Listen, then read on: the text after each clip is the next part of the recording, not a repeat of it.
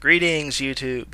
Now, some of you out there have seen my review of Sucker Punch, and most of you, it actually looks like you disagree with it. And I have seen now many other reviews who all seem to be saying the same thing, that they didn't like the film. And unlike other reviewers who just go, I can't understand, why you can't see why this movie, I enjoyed it. I believe I can, and I think I understand why most people didn't like the film, and why I liked it. And I think I'm going to defend Sucker Punch here somewhat, or give a more of a defense than I did in my review, because I try not to look at other people's reviews before I do a recording, which is kind of why I just prefer doing it as soon as I get back from the film, where I have a complete no bias from anybody else, so you get my true first reaction. And I think for this one, I'm going to have to basically kind of redo, kind of like what I did with Salt, when there was stuff that I kind of thought of later on. And in this case, it's a little different because I'm saying the film was good and not saying how it was even worse.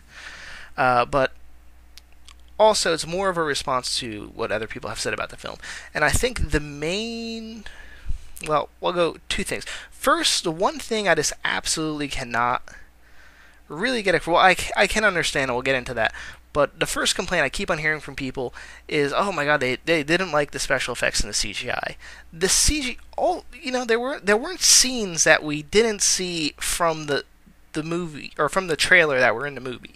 We saw all the major action scenes in the trailer. Therefore, you knew going in what the level of CGI was going to be.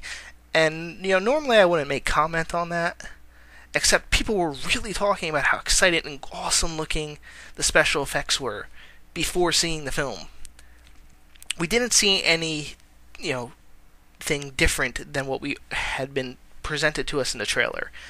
Now, I think that is a reaction to people not liking the film for other reasons, and then what most people do is they wind up finding other things that they normally wouldn't criticize a film for.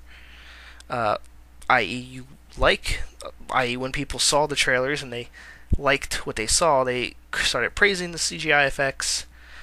Now they saw it and they didn't like the film for other things, but now they're also going to, criticize the CGI. It's basically a side casualty, if you will. But it's one of the things I always get a little, at least with this film, I get a little see over. At least don't seem to understand why some people criticize that when they were praising it just months before. But I digress, because I think the big thing that tricked a lot of people and made them not understand, or at least not what to expect the film, was the title, Sucker Punch. Because what a lot of people seem to be complaining, and as soon as I left the theater, I actually was hearing people say this about, oh man, the ending, that sucked. And I really do understand where they come from. That I hate dark endings. A movie that just kind of ends in a way, this, I'm gonna screw over this character, making myself look edgy. I hate it when directors do that. And I didn't mind in this, probably because, one, I understood the title of the film. You see, when a film ends with characters having stuff done that the audience doesn't want to see happen to them, but the director does anyway, people refer to that as a sucker punch ending, or they'll describe it, oh man, right at the end I saw that character, it was like a sucker punch when Rocky lost his money. Spoiler alert for Rocky. And all that stuff. Rocky lost a fight. Oh, that was a sucker punch. Now, sometimes that's good. Sometimes that work can work great. Maybe the lesson of the film is humility or something along those lines. But my point with this is, I understood the reference immediately when Schneider made it in the title. So as soon as that film started, before I even went to go see it, I was expecting a downer of an ending. Some twists at the end. It's going to be like, oh, really, really, Schneider? I mean, so I was going into that film with that mentality. And then when in the first 5 minutes they show all the crap that happens to her, and they cut away just as they were like nailing that huge spike into her head. That's when I was like, ooh, what I was expecting at that time? I was going to call the ending that the movie was going to end with her completely lobotomized, and whatever she imagines, it's eventually at the end she's going to pull out and it's going to show that that was this is just what's going on in her head now. She's dreamt up this dream world, and in reality, the orderly got paid off. He has all this money. He's probably fondling her in some way, which is kind of where they were going, actually. And the stepfather has he has now inherited all the money. He's completely free. He's doing whatever the hell he wants. All the bad characters got away with it, and this is just her in her own mind doing things, going away.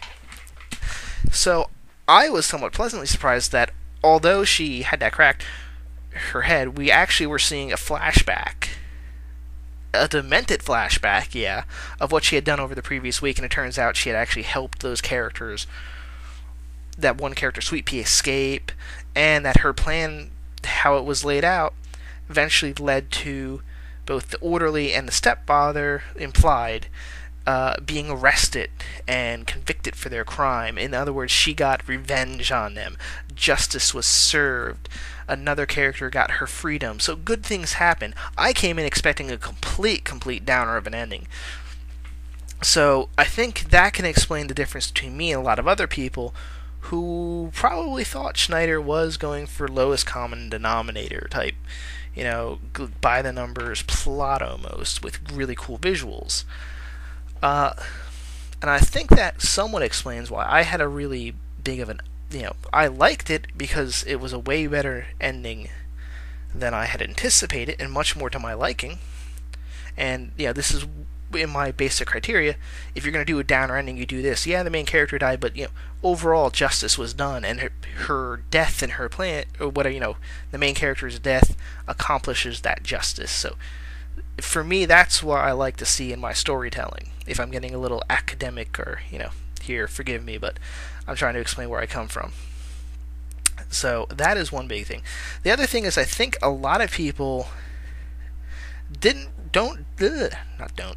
really think through how this movie was actually going to be. They saw the really cool visuals and didn't think, okay, what's the plot that's going to go along with that?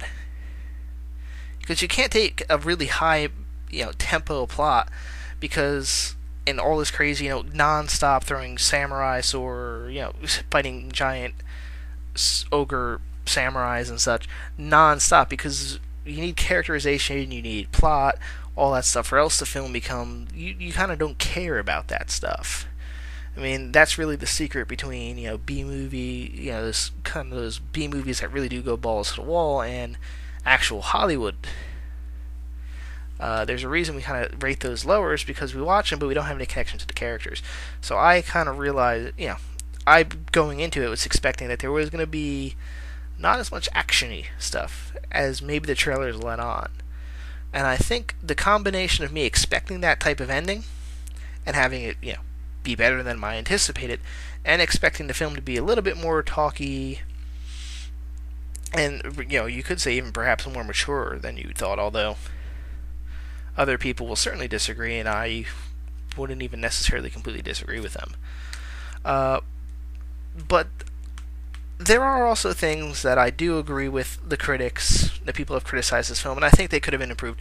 One of the things I think is, this is probably more of a nitpick for people, even though a lot of the reviews have said it, seeing her dance, under us drawing a more direct line to the audience, that how her dancing is really interpreting what's going on in her mind, or how she sees this, this struggle.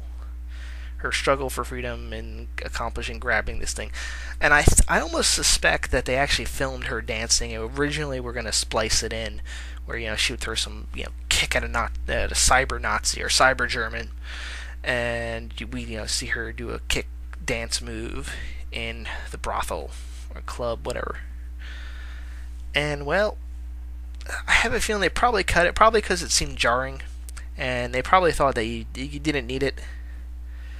I think overall it would have been better cut in. I think we would have accepted it more if we had seen that what was going on in a more structured narrative. That if we had seen that she was doing this stuff while she was in the insane asylum, I think we would have found the film more acceptable. I think Schneider maybe tried to outthink the audience, or tried to be too smart. I do agree with that there. I think we should have seen more direct parallels with her going on, rather than having all that we see be an instant flashback. The moment she gets lobotomized. And here's a plot hole actually that no one's brought up. And even though I'm trying to defend the movie here, I feel like I should bring this up, because I'm not a fanboy of the film. I only gave it a recommended, and I've figured out I've equated like a 4-point scale. I'm either the film's either like this is one of the worst films you're ever going to see, and actually, if it's that bad, you probably should go see it just to see it. It's like a train wreck. You should see.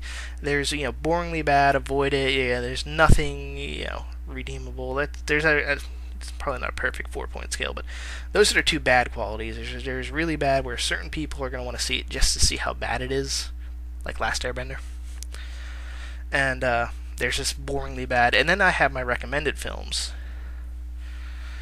Which are recommended, highly recommended, and I only gave this one a recommend. It's certainly not, Inception quality or even Drive Angry quality, which is so far my favorite movie this year, but it's either that or Battle of Los Angeles, but we haven't even gotten to the season yet, and I'm getting digressed. But here's the plot hole, and it's a big one. The lobotomy. Not all lobotomies result in you becoming this weird, almost zombie creature. There was some level, there were a lot of people that got lobotomies and came out with it kind of messed up, but still kind of there. So there would have been a fucking big, that was really a big risk to do in like the 50s. Because he just said, I got a guy that does, in the plot he didn't lay out that this guy will just completely like scramble her brains. They didn't pay off the doctor, they paid off an orderly to fake sign for the procedure. What would have happened if like the doctor was good and he did minimum like damage to the lobo, or to the lobotomy, whatever that part of the brain is. I haven't bothered pulling up Wikipedia's chart of the brain to figure it out. But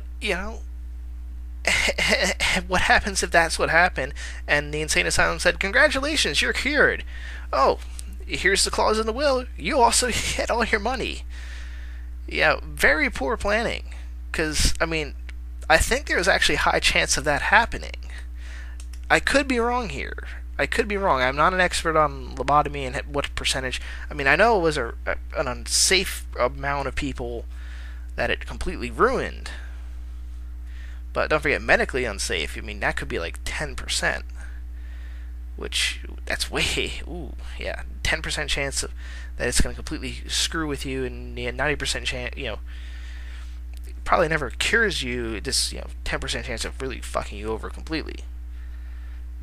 No medical doctor is going to touch it. And, we're kind of getting aggressive, but you can see my point there. That's a big plot hole. That would have been almost a fun one to see happen. She gets the lobotomy and it kind of just doesn't do anything. Oh well. But I think I pretty much went over everything. I think people, here's the other thing. I think people, there was one other thing people complained about. I'm trying to remember it. Oh yeah, it was the wise man, or how he was just kind of throwing, random nonsensical the words of wisdom. Some people didn't like that. I like that because it was purposely wink at the camera. He's just spewing random lines of wisdom. That is a taste thing. I'll acknowledge that. But I think I've gone on for almost 15 minutes. This has almost gone on as long as my actual review. I hope I did a better idea of why I didn't hate the film, why I gave it a good, and why you can kind of see why maybe it's not that bad. And I will agree with, I watched the Nostalgia Critic, the Cinema Snob, Brad Jones's review, and he kind of had the same thing. I think over time this film will become a little bit more popular. I think the hype may have ruined it, and that happens to a lot of films where they get overly hyped and they have completely unreal expectations. The reason I like the film is I had reasonable expectations for it. Well, agree with me. Maybe you still think I'm a complete ass for liking the movie. I don't know. comment. See how it goes.